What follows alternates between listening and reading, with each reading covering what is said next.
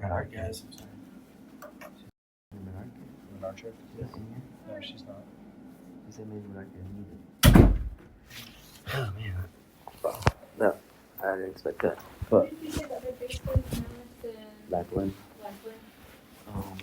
But the thing is, ma'am, since I have you here, I want to address this super quick. I brought up telework a lot between Colonel Roach and Colonel Vasquez. They've now given me 8 reasons why I can't telework. Okay, and this is from 3 providers that has recommended it up to this point.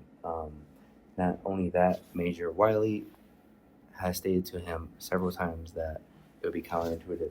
Mrs. Morales has told me several times that all of mental health as a whole are not able to they're not able to deter a commander's decision or recommend it or disapprove it.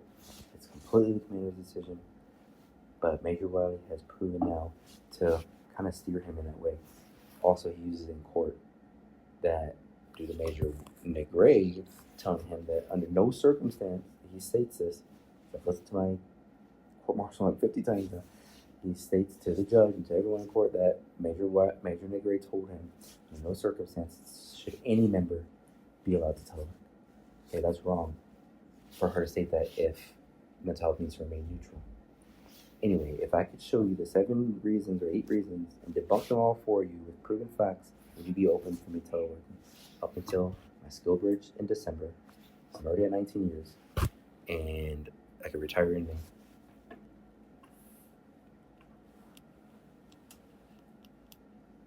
No, and here's why. Yeah. Because it's not helping what we're after right now. Right now, we're trying to help you get better. So you say that you've been diagnosed with PTSD. Mm-hmm. How is teleworking going to help you get better with your PTSD? Because of the proven nefarious actions that my command has had to bring me in this situation. Me putting them under, you putting me or me being put back under them as a whole, because I'm passed off, you know. Like, I'm sorry, I don't view you with a clean slate. You now have whatever I believe that Colonel Vasquez has defamed me with you on.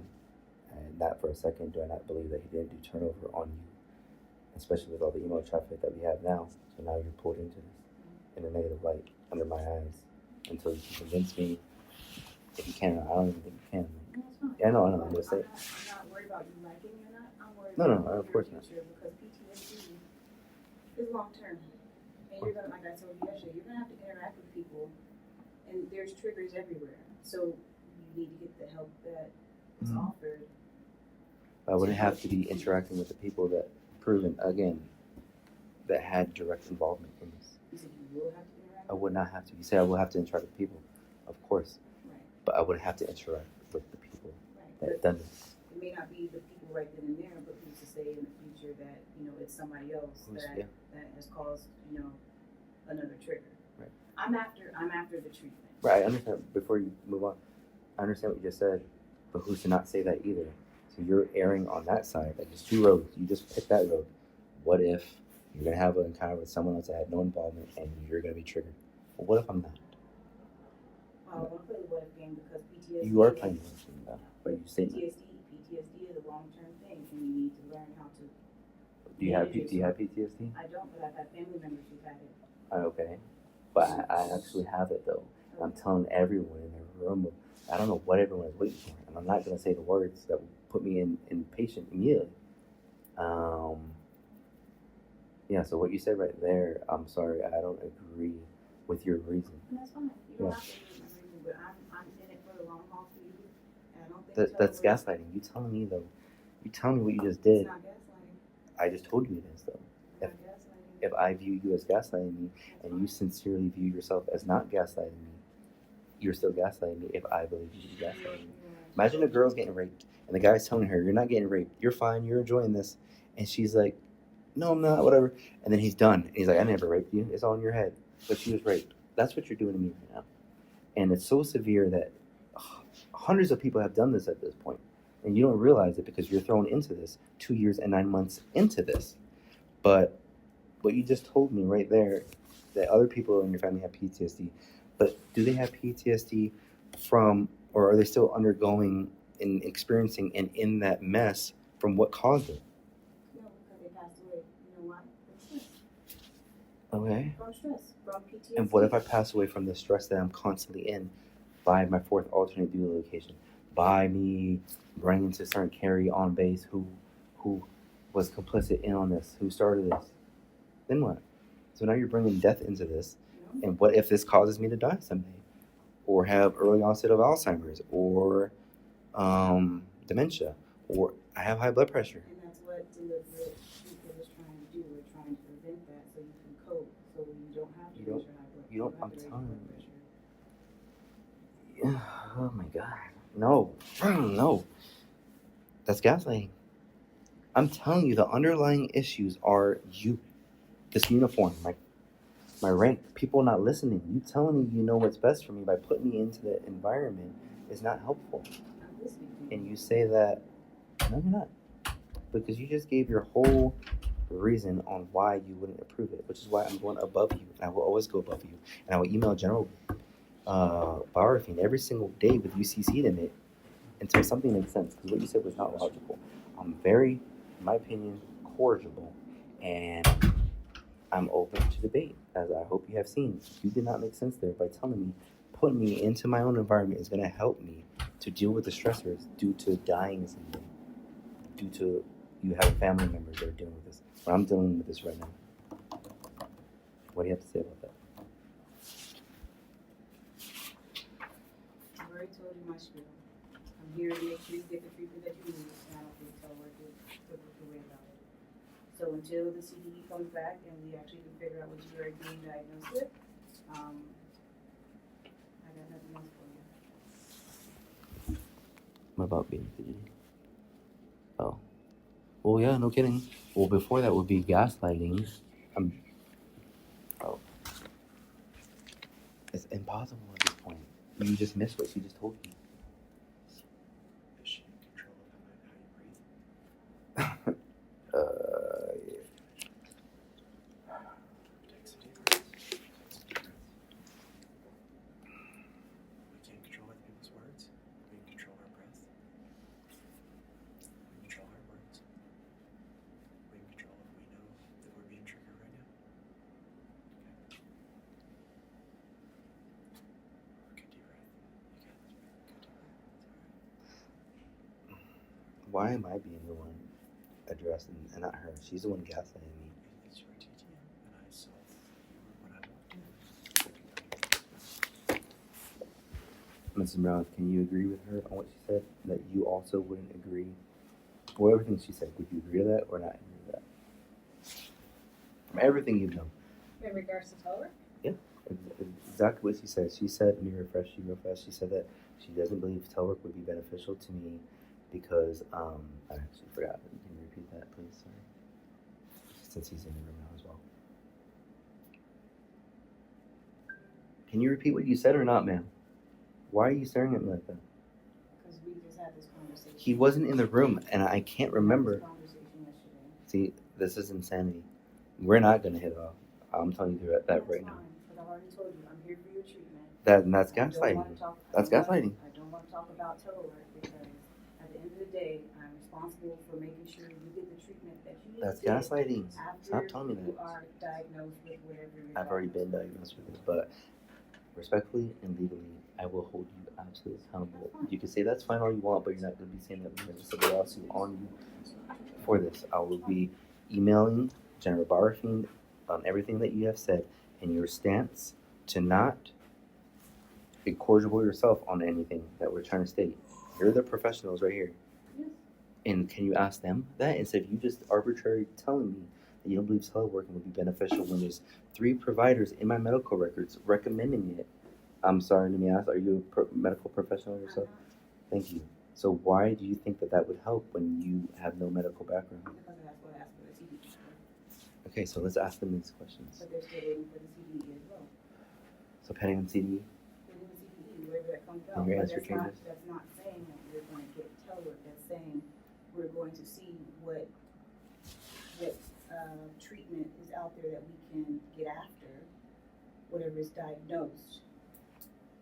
Yeah, so can I Can I intervene? Yeah, absolutely.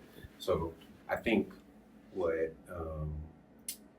actually all of us within the chain of command box is it's right. We are the chain of command box. Correct me if I say anything wrong, sir, because I'm not good at this, right? But we're not the mental health box, and so we aren't experts, right? And I think what the captain is really saying is we are going to refer to the experts, or at least not take action on things that we aren't competent in without advice from experts, without recommendations from experts. So if Captain Abdullai, or I could just speak for myself, I wouldn't feel comfortable because I care about your health saying this dude absolutely needs to telework right now if there are medical professionals or if no one's telling me that knows better, because I don't know.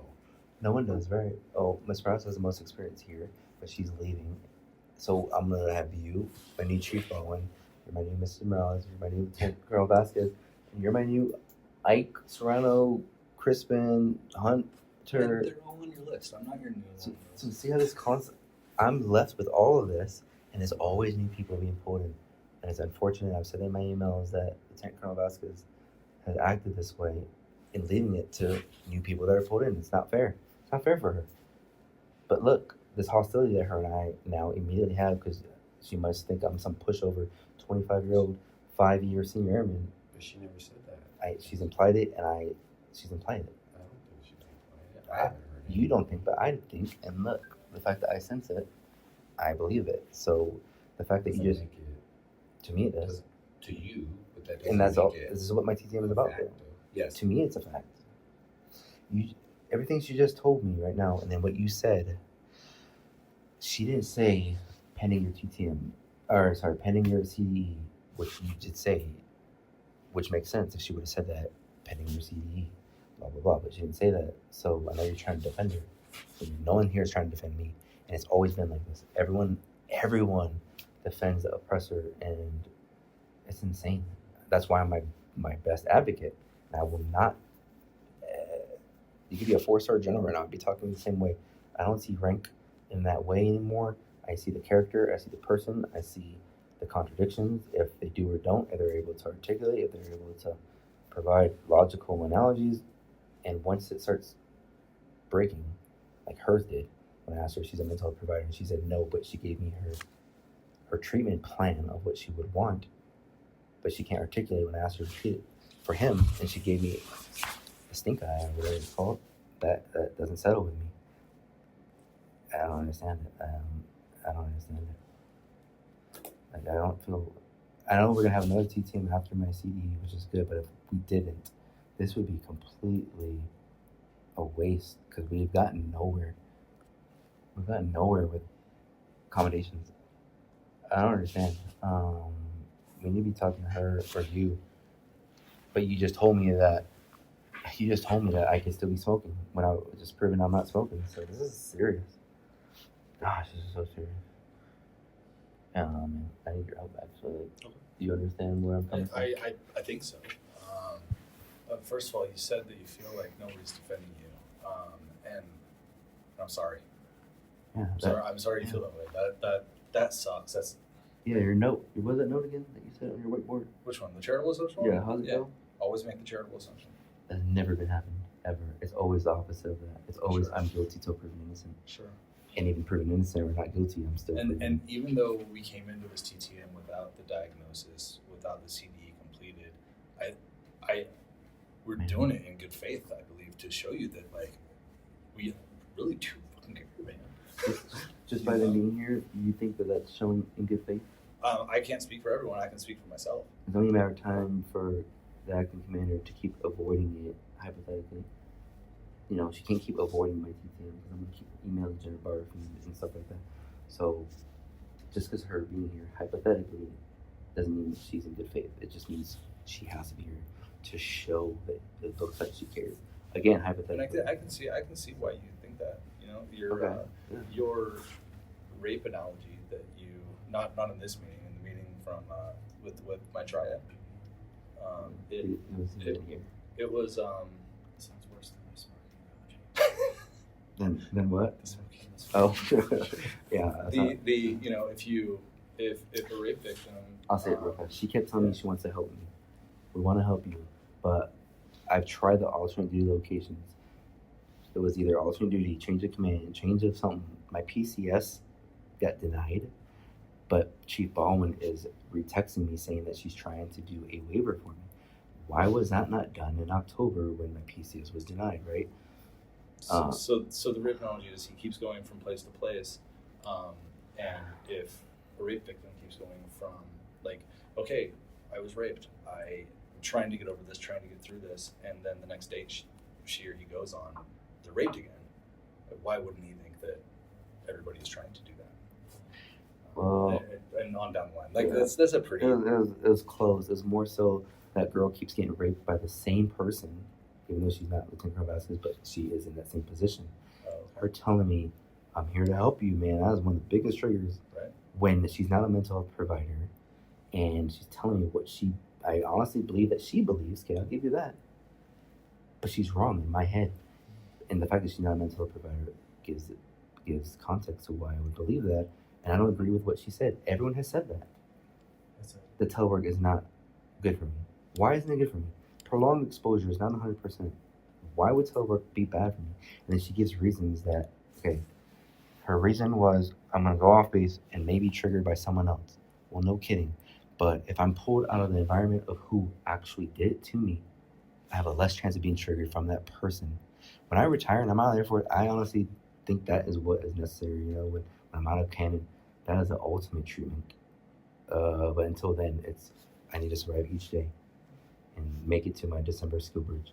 And I'm not even thinking if I get skill bridge denied because that's my checkpoint right now. If it gets denied, then we move into the next checkpoint. I'm taking this day by day, and her telling me she cares for me is like a rape person who's raping a woman, or vice versa. Telling her that he cares for her as he's raping her, as he's done raping her, and then feeds her and says, I care about you, and then rapes her again. Okay, maybe that was too extreme, but that I feel immediately is what she's doing to me without even knowing it. So to expound on it a little bit, I told him that if he said he's diagnosed with PTSD, I told him that is a kind of like a long-term thing, and that's something that you need to cope with and figure out tools to put in your toolkit to do better, because maybe it's not the person, in this case it's the person, excuse me, but maybe there's somebody else that'll put you in the same maybe situation or present a trigger that will cause you to react outside of the military.